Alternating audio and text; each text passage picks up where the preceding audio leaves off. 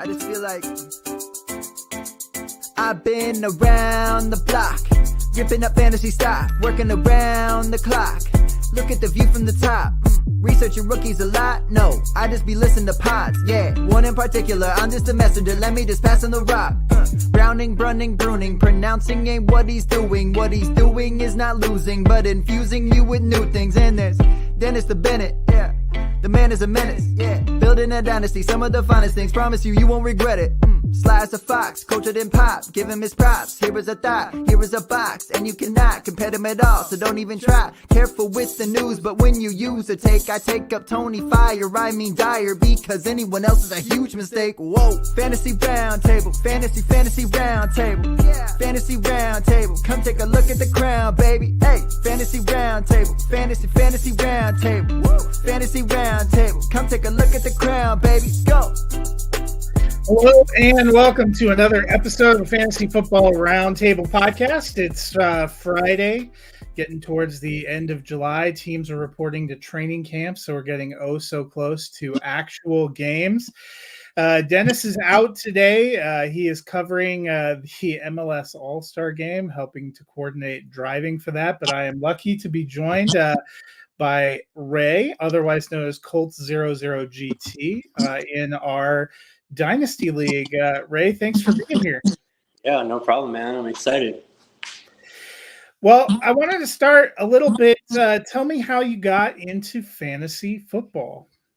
So, I knew you were going to ask that, so I was kind of thinking about that. I think I got into fantasy sports before I even knew that I was into fantasy sports. When I was a kid, I grew up, out in the country. We had one TV channel. It was public broadcasting, no sports, whatever. And I was subscribed to the Sporting News, the magazine, and I don't even know anymore, but back then it had stats in it and everything. It would update every week.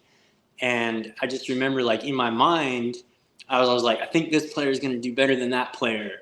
And every week when the Sporting News would show up, I would always check the stat line and see, what they did. It was mostly baseball back then. But that was kind of my first little delve into, if I could pick the players on my team that would get the best points or the best stats, and then, as I grew up, when I was an adult, joined a couple of football leagues, coworkers, whatever, that sort of thing. Started finding some podcasts and all that, and Fantasy Life app back in 2013 or whatever it was, that time frame, and just started joining way more leagues than I should have been in and spending way more time than I should have spent. But yeah, it's been fun. I've been pretty deep into fantasy football for about 10 years probably. Yeah, I feel like the Fantasy Life app brought a lot of us together, and you and I have been actually in the Dynasty League for 5-6 years. Yeah, it's been a while for sure. I know the League of Addicted Degenerates, I think, goes back 5 or 6 years. Oh, yeah, that might be even more. I forgot. We're in 3 leagues together. Yeah. This is what happens when you get old and you have so many leagues. Yeah, FL Dynasty goes back. I took Saquon Barkley at the 101, and I'm trying to remember if it was, I think it was the 101 of the rookie draft, because my initial team was terrible. So I got the first pick in our first rookie draft, and it was Saquon Barkley. I do remember that. So whatever that was, that's how old that league is. Yeah, and he's going into his 7th season, or his 6th season, so that would be just about right. Well, the other good reason that you're on today, we are continuing a look at the AFC South with the Colts and the Titans, and you are a big Colts fan. How did you get to be a fan of the Colts? Well, it was kind of random, honestly. I grew up in the Midwest. Actually kind of close to Broncos country. Grew up in the Dakotas. So Minnesota on one side, Colorado on the other. Pretty much everyone there is either Vikings or Broncos fans. I just picked them. I was 4 or 5 years old. I was I don't really like either of those other teams that everybody else likes. And I liked their colors. I liked the idea. I'm into horses, grew up on a ranch or whatever. So just as a kid, I was like, well, that's kind of cool. Like colts, horses, I like their colors. And I just picked them, and I just, for whatever reason, actually stuck with them because they weren't any good when I picked them. It was before Peyton Manning. So I lived through the years that got us Peyton Manning. I lived through the years that got us Andrew Luck. It's been a roller coaster, but been a fan for a long time. And you lived through the years that got you Anthony Richardson now. Yeah. So hopefully the next great one. Well, your picking of the Colts sounds a lot like my picking of the Broncos. I grew up on the central coast of California, and we had Raiders on the TV. We had the Chargers. We had the Rams. We had the 49ers. But I told my dad I just wanted to watch the pretty orange team. There you go. Sometimes that's all it takes is the right color. Yeah, and the right time. Well, let's dive in and talk about those Colts. The Colts were third in the AFC South last year. They finished 9-8. Among the key departures, Gardner Minshew, the quarterback, went to the Las Vegas Raiders. Zach Moss, the running back, went to the Cincinnati Bengals, and Isaiah McKenzie, wide receiver, went and rejoined Brian Daboll with the Giants. Among the additions, they grabbed veteran Joe Flacco, who was the comeback player of the year last year, to be there as insurance behind Anthony Richardson. They also grabbed Raekwon Davis, pretty top defensive tackle in the draft. They got Leatao. I don't know if I pronounced that correctly, but hopefully a boost in the pass rush. And they got Adonai Mitchell, a weapon at wide receiver. Last year, fantasy finish with Gardner Minshew was QB 21. He did start most of the season. Anthony Richardson had 2 full games and a couple of partial games, finished as QB 40. Zach Moss was RB 31. He started the first half of the season. Jonathan Taylor, who came back after re-signing a long contract, finished as RB 33, was really the primary back the back half of the season. Among the receivers, Michael Pittman Jr., great one, wide receiver 13. He signed a big-time extension this offseason. Josh Downs, as a rookie, was wide receiver 43. Alec Pierce kind of disappeared year or two, wide receiver 73. They have a lot of tight ends, but none of them make a huge impact so far. Mo Alley-Cox finished as tight end 47. Will Mallory finished as tight end 55. Going into this year, you should have Jonathan Taylor back and ready to go from day one. Michael Pittman's locked in there. Hopefully Anthony Richardson can stay healthy. New weapon in Adonai Mitchell. How are you feeling about your Colts when it comes to fantasy? Man, I'm trying to not get too excited. But I just look at Shane Steichen, man, and he just has such an ability to run a system that, gets people open. I saw, 2022, obviously he was with the Eagles. That was the Eagles' big run. They were one of only 2 teams in the league with 2,000-yard receivers and a 1,000-yard rusher. Jalen Hurts was QB3.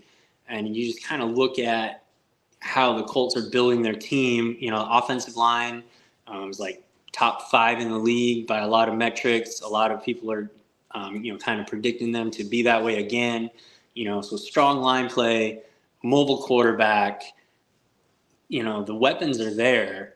But I think for fantasy purposes, the one thing I will say is beyond the obvious, Richardson, Taylor, Pittman, it's hard to find, and we'll get into it, I'm sure, but those secondary weapons, I feel like somebody could break out. Somebody could be that second 1,000-yard receiver. Somebody could be, that tight end that goes up the charts. But trying to figure out who might be a little bit tougher. Yeah, for me, I think obviously you hit on it. Richardson, I think he'll have a better year. I think he'll be around at least QB1 territory. I wouldn't be surprised if he misses a couple of games just because of the nature of the way his playing style, but hopefully we get to see him at least, 12, 13, 14 games. I like Jonathan Taylor to have a bit of a bounce back. I think he's going to be a top end running back, and I still like Michael Pittman, but you're right. Beyond that, the one I feel like is kind of out of the mix is Alec Pierce. He didn't do a lot in year 2. Downs had surpassed him, and now I think with Adonai Mitchell, I think there's 2 guys that are going to kind of jump him. I still like Downs probably the best as a number 2 option, but I also don't know if they, I think they'll spread the ball around a little bit, and I don't know if they'll have quite as, beyond one kind of locked in receiver. I don't know if Richardson is ready in his passing development. One of the things we got robbed seeing him last year, but he also got robbed some of that development and time to go through the growing pains on the field and to learn and to work things out. We saw that even with Bryce Young last year, who had some times of struggle. And so I think, there's still a lot of promise with Anthony Richardson, but some of that probably we will see this year. I still like him, and I like him a lot still in Dynasty. And I like Taylor and Pittman a lot in Dynasty. Mitchell and Downs, I roster them in a few places. We're going to kind of have to watch and see how it shakes out. I almost feel like they might be better in 2025 than in 2024 as this offense continues growing and the passing volume goes up and maybe clarifying targets. But if you had to bet on one receiver not named Michael Pittman that you want on your team that you think might be a viable flex option, who would you bet on? I think I would bet on A.D. Mitchell. So obviously as a Colts fan, I listen to a lot of the stuff, Locked On Colts Network, all that stuff. This part gives me pause because they're like, he's still behind Alec Pierce. I just don't think that he's going to be. Alec Pierce was terrible. He 35% win rate last year, 124th in the league, 49% catch rate, well below average and all that stuff. A.D. Mitchell is basically an Alec Pierce clone, really. I mean, they're both 97th percentile athletes, fast 40 times, deep threat, all that stuff. So I just think that if A.D. Mitchell shows what they want him to show, he could take over. So I did some crunching the numbers, right? Because Alec Pierce was so bad. His 65 targets, resulted in nothing even worth talking about. But he had a 49% catch rate. So I ran his 65 targets. The team averaged a 65% catch rate. Just if A.D. Mitchell gets that same catch rate, but on 15 more targets because he's got a better win rate. So let's bump his win rate is better than Alex Pierce. His catch rate just is average with the rest of the team. And because of that good win rate, he gets 80 targets. That's 52 catches for 832 yards, which would have been wide receiver 42 last year, which is right on that borderline of a wide receiver 3, a viable flex option, right? The NFL average catch rate was 77%. If you give him 80 targets with an NFL average catch rate, he goes for 62 for 992. So will he do that? Probably not. That's the absolute ceiling. But I think that the potential is there. And in redraft, with the ADP as low as it is, I think he's worth a flyer. Yeah, for me, I think it's either Downs or Mitchell. I'm leaning towards Downs, but it feels like a toss-up. Either way, I think Pierce is the one to fade, and I've actually not felt bad releasing him a few places in Dynasty to make room for my rookies. I'm a Colts fan, and he went off my Dynasty roster this year in a 14-team league. I just didn't have room for him anymore. So let me ask you about tight end. I don't think any single tight end probably cracks the top 25, but they have basically 4 guys: Mo Alley-Cox, Kylan Granson, Jelani Woods, Will Mallory. If you had to pick one that you think is the best bet for this year and maybe going forward, who would you put your money on? It's Jelani Woods for me. The athleticism is off the charts. The rest of these guys, they've tried Mo Alley-Cox, they've tried that over and over and over. It's never been anything. He might be the number 4 choice for me right now. Mallory is kind of whatever. Granson's mostly a blocking guy. I think I do agree with you that tight end is not something to bet on with their team, but I think he could surprise people. I was running some more numbers. Shane Steichen has been top 10 in tight end targets, 2017 through 2022. So that was his time with the Chargers through his time with the Eagles. Obviously, with the Eagles, he had Zach Ertz, a little bit better option than Jelani Woods. But basically, whenever he's had decent tight ends, he loves to feed the tight end.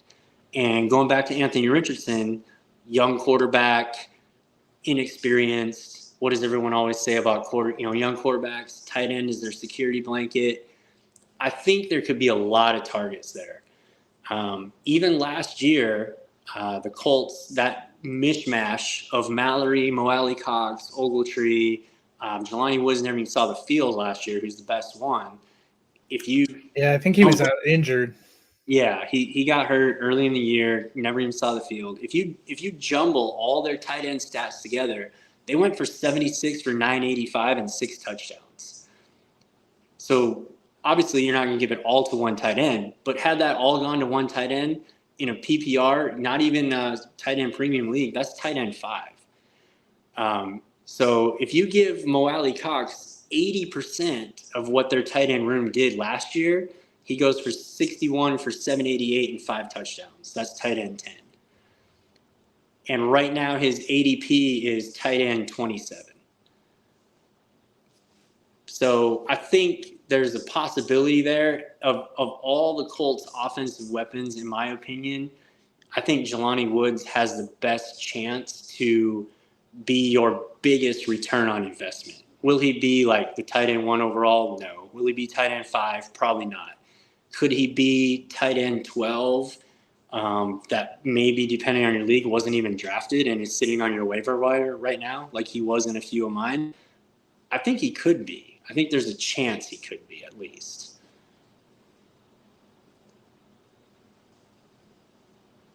Yeah, I was just looking at their numbers. Last year, they threw it 574 times as a team. And obviously Michael Pittman, 156 targets, 98, not too bad for Josh Downs. I think both those guys took a little bit of a fantasy hit, not because of receptions and yardage, but because of the lack of touchdown opportunities. Only 6 passing touchdowns between those two guys, despite the fact that they had 250 targets and had 100 and almost 180 receptions. So those are crazy numbers, but I do wonder, Richardson might be even more of a threat to hoover some goal line touchdowns, and they still have Jonathan Taylor down there. So I think that's always going to be a little bit of a concern for them. My other concern is when you put Mitchell into the mix, you put Woods into the mix. Kylan Granson was actually the tight end that led you guys in targets last year with 50. I kind of liked he had a couple of good games, but you saying he's more of a blocking tight end makes sense. Kill some of my enthusiasm, but I kind of wonder if they're going to end up with like 6 or 7 guys that have between 25 and 60 targets, which will make them a better NFL team than perhaps a fantasy team outside of those kind of premium assets. Yeah, I think that's definitely a possibility because I was really looking at that stuff too. And like when you asked earlier, like who's going to be that guy outside of the obvious Taylor, Pittman, Richardson, it is hard to pinpoint one. It really is. I think at that point, it's kind of why I like Jelani Woods, because just don't invest much. You don't have to invest much. And, maybe it comes together and you get tight end 15, but at tight end 27 prices, that'll work. You know what I mean? That'll work. And with Richardson, that's kind of the question, right, too, with, like with the Eagles, with Hurts and Barkley, like what's going to happen? I think the same question. I'm little bit shy of Jonathan Taylor, even as a Colts fan, because of Richardson. Like, is he just going to call his own number at the goal line? On those replays, is he just going to keep the ball? I don't know. I don't know. We didn't see enough of it last year, and we didn't see them together to really know, like, what's this thing going to look like. Well, and as a second-year player, I wouldn't be surprised if he calls his number a little bit more. But you mentioned, I actually do think Barkley will eat into Jalen Hurts, and there's another one that I think has gone under the radar. I have a feeling that part of the reason the Ravens went and got Derrick Henry is to save Lamar Jackson, especially some of those pounding at the goal line. I mean, Gus Edwards had 13 touchdowns last year. I wouldn't be surprised if Henry's 15 to 20. Yeah, I think so. And, he's at the end of his career. At this point, he's probably kind of looking for that ring, I would assume. And I think he kind of probably went into that negotiating room like, hey, man, like, I'm here. Give me the rock. Keep Lamar healthy. That's the best chance for this team to win. Because if Lamar gets hurt, it's all over around here. So.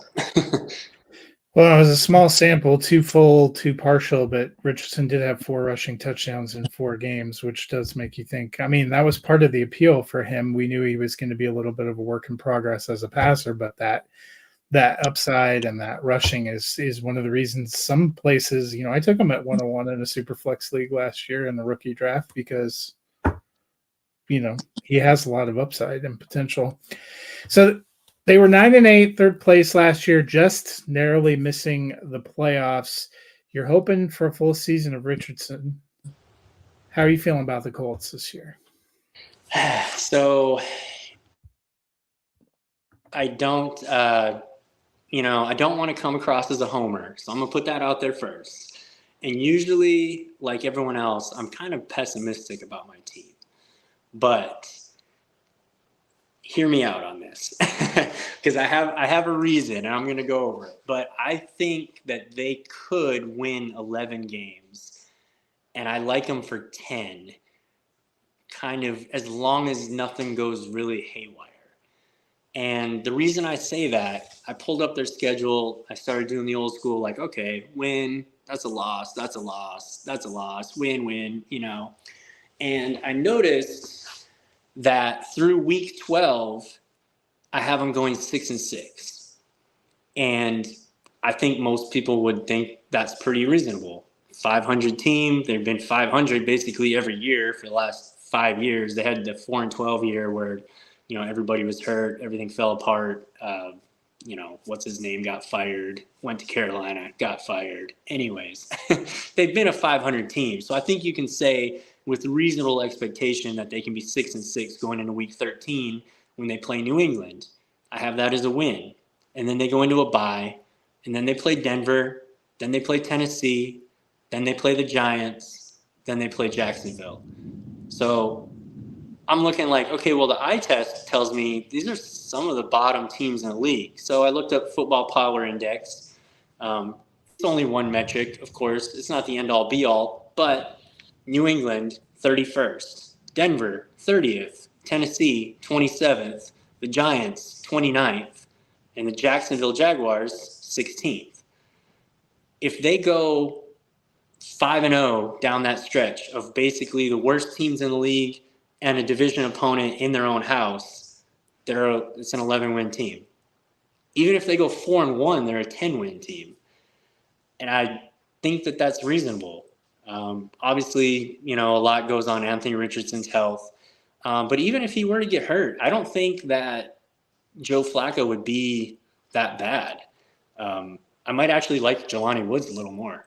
He kind of he made David Njoku everything we wanted David Njoku to be last year in Cleveland. So if Richardson goes down, get your DraftKings lineup out and get Jelani Woods in there maybe. Yeah, and it might benefit Mitchell and Downs as ancillary pieces too.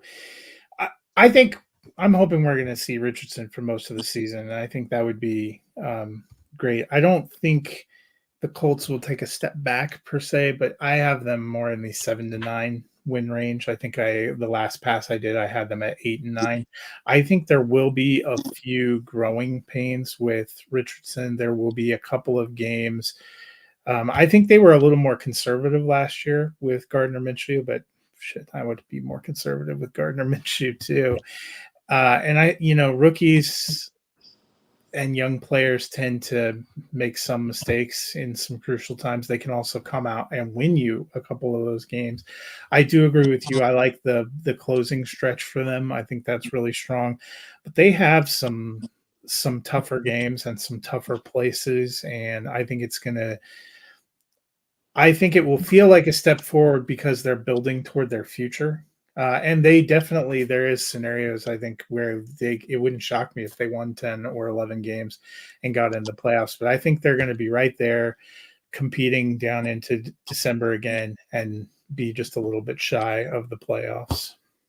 Yeah, I think the one thing that could go wrong, obviously outside of Richardson injury, or, he shows all those rookie growing pains and starts, turnovers.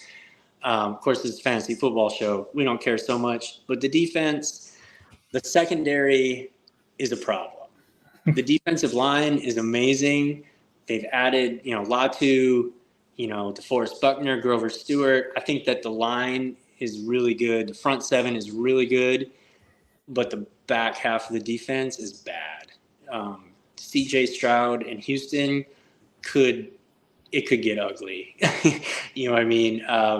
They got Green Bay with Jordan Love. They got Chicago, with Caleb Williams. Will he be what he is? We'll find out. And unfortunately, they're playing the AFC East this year too, and I think the AFC East has 3 teams. Provided that Aaron Rodgers doesn't die if 4 plays in. I have them going 1-3 against the AFC East. The only team I have them beating is New England, and it's New England. They have a rookie too, but it's on the road. They're an NFL team. You never know. So I don't love their draw of the AFC East either.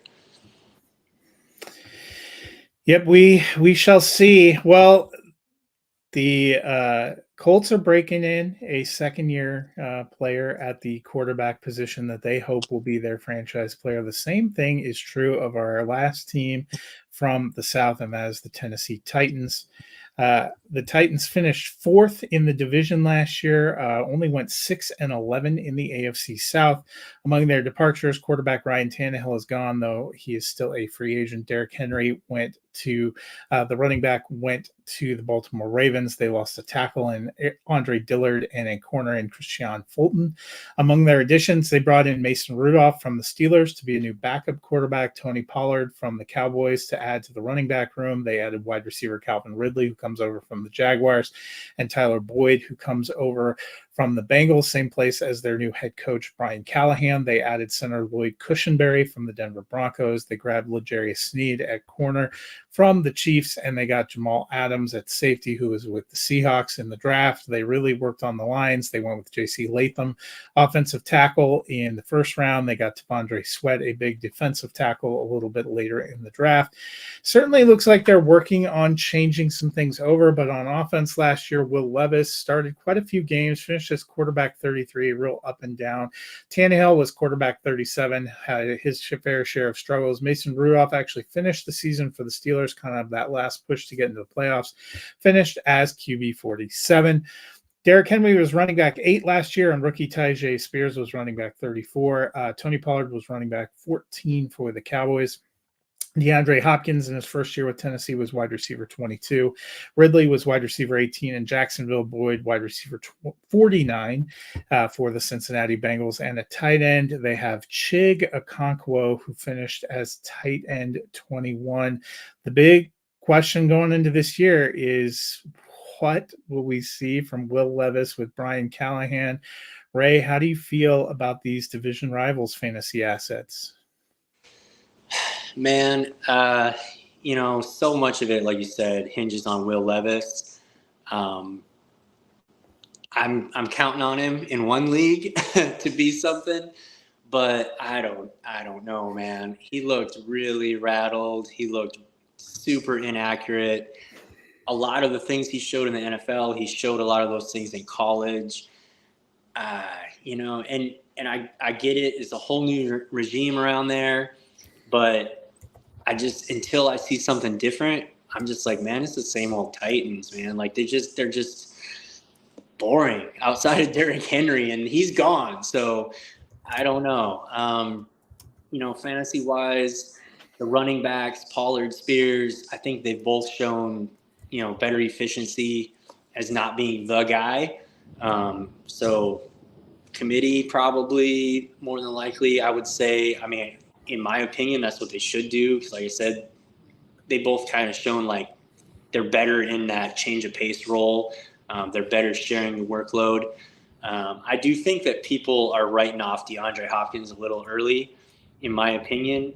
They added a lot of weapons there in that receiver room, but he's the only one that's been there with Levis. And, he's amazing in the contested catch situation. He's never been a guy who separates. So I don't think that he needs pinpoint accuracy maybe that some receivers need, because I just think that contested, he can make it happen. He'll make the catch. I think people have moved Ridley ahead of Hopkins too quickly, but we'll see. I don't know. Yeah, I do. I like Ridley better than Hopkins. I think they'll both contribute. I think Tyler Boyd will contribute. I think there's just a whole bunch of receivers now. It feels like they are trying to, Callahan was the offensive coordinator for the Cincinnati Bengals. I don't think it's a coincidence he pulled over Tyler Boyd.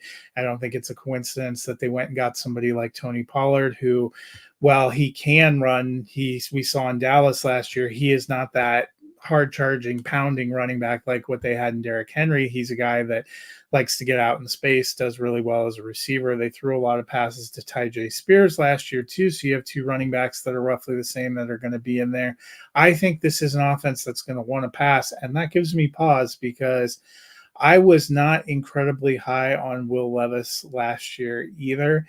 And I am not sold that he's the answer. I also wonder if their defense is going to take a little bit of a step back. They're going through scheme changes. I like L'Jarius Sneed. I don't know how much Jamal Adams has left. There's talk they might be dropping him down to linebacker. But for fantasy purposes, I think they have a lot of interesting pieces.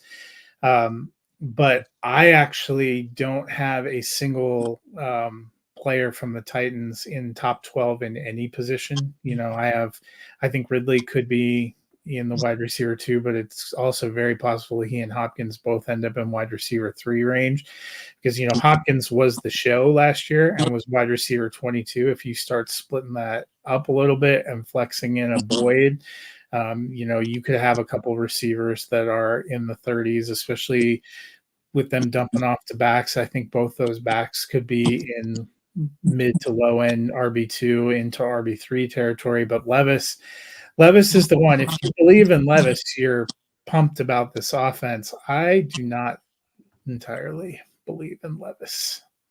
No, I don't think I do either. And I don't think it's my fandom of a rival team coming through.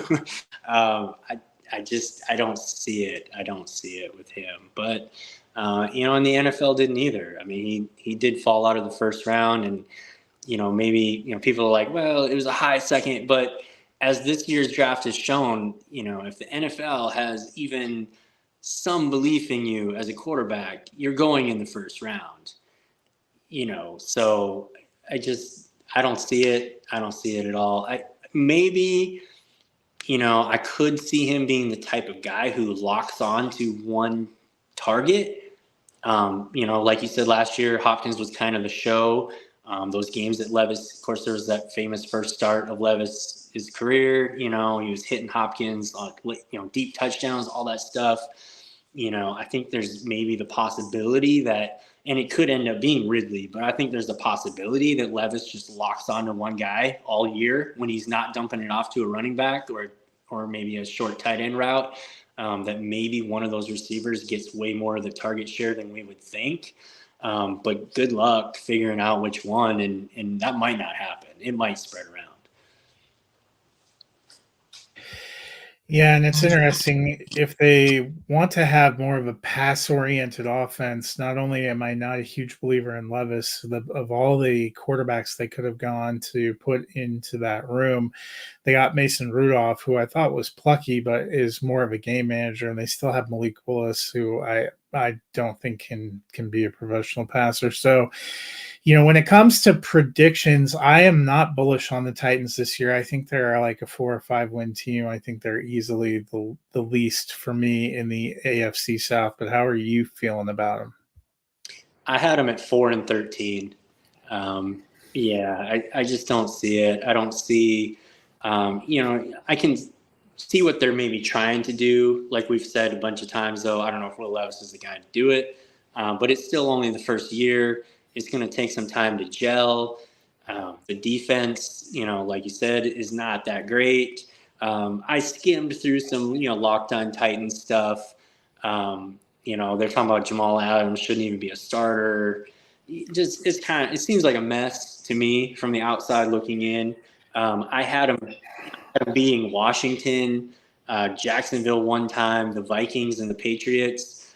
I kind of picking on all the same teams here. When I look at this AFC South schedule for Colts, Titans, Texans, I have them all kind of picking on the same teams from outside of the division. So it could get ugly because, the New England and the Minnesotas and the Jacksonvilles, they're going to beat somebody. I think I'm lower on Jacksonville than most people are, honestly. But they're going to beat somebody, and I think the Titans are going to be that somebody for the most part. Yeah, I mean, that's the thing. The AFC South went from being kind of, going into last year felt like a weaker division to actually being a division that has 2 or 3 competitive teams. I think the AFC North has 4 teams that could all finish above 500. The AFC East could have 3 playoff teams. The AFC West sucks, but the Chiefs are still there. So the AFC landscape is just incredibly difficult, and that's where I think, if the Titans were in the NFC, maybe I could see them getting to 6 or 7 wins. But I think I saw somewhere like 8 of the top 12 teams by this site's rankings, but at this time of year they're all pretty much similar. Most people don't have any crazy hot takes. 8 of the top 12 teams are out of the AFC, and only 7 of them can make the playoffs. Just the quarterback position too. And you start ranking quarterbacks, and you're going to notice really quick that it's very AFC heavy. But if you can't score, I just don't know if Tennessee's going to be able to score. I don't know if they're going to be able to stop anybody. They're going to face a lot of good quarterbacks, and then they're going to pull over from the NFC. They're going to pull over Jordan Love, Caleb Williams, Minnesota, that's my family's team, and we go to we go to a Vikings game every year. They're going to have a rough year, but that offense over there, I mean, they're not afraid to chuck it around. Last year they had whatever they had at quarterback, and they're chucking the ball around. So, Tennessee might not be able to keep up. Yeah, it's certainly going to be interesting to watch. Well, that'll do it for our take on the AFC South. I will be back on Tuesday with we start the NFC West, so it'll be the 49ers and the Rams, so that'll be fun to check out. But just before we started, you made your pitch. It is a big weekend if you like college football. You dove into the new game. What are your initial impressions? Oh man, it's fun. I only got a couple hours on it, but it's a lot of fun. I got into the recruiting a little bit. I know that's been a big talking point for a lot of people. The recruiting looks fun. It looks a lot better than when the game went away in 2012. There's a lot of cool features on there. I've like I said, I've barely even dove into it, but it looks like a lot of fun. From what I've heard from people, it's a lot more realistic. Of course, everybody wants to build a dynasty. They want to take, Akron and win a national championship. And unless you're playing on freshmen, if you keep those levels up and you play it realistically, you're not going to be in the SEC winning championships in year 3 with Akron. because all the big dogs are coming. They're taking all your 5-star recruits, and you're going to have a struggle on your hands. So it looks like a ton of fun. I've already noticed a lot of little nuances in the game. They're really trying to, things that are very specific to certain teams in college football. Of course, that's a big part of college football is all the traditions and all that stuff. They've put a lot of those things in there. So it looks like a lot of fun. So I had to fold and get in on the fun. Yeah, I know all the guys at Campus to Canton have been diving in and playing it. Look like they're having a lot of fun. My friend Ricky, who does things on the Music City Drive-In YouTube channel with us, actually played this Marshall on a live game last night. I caught myself watching a little bit of that.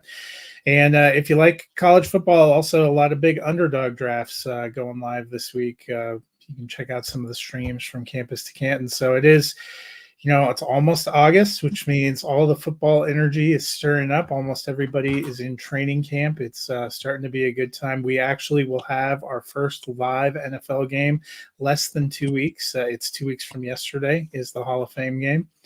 So it is it's starting to feel real. Starting to feel like that time of year. It's getting here. Can't wait. Well, Ray, thanks for being on tonight, and thanks for talking Colts and Titans. I hope you have a wonderful weekend. I hope everybody out there has a wonderful weekend as well.